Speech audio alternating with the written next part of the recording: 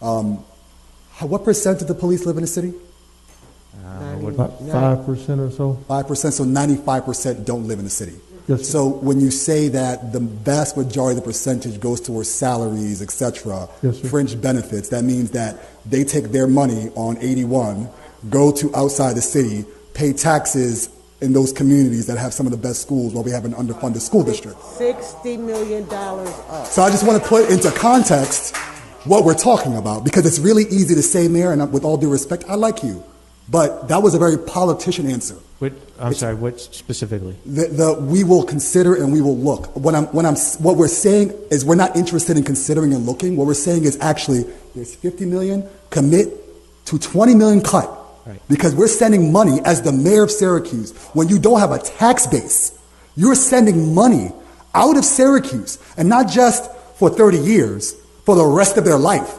Because their pensions, their health insurance, their families. So we are funding for other people's communities to have the promise of the American dream while we are denying it in our community. That's the context that you as the mayor have to look at this under.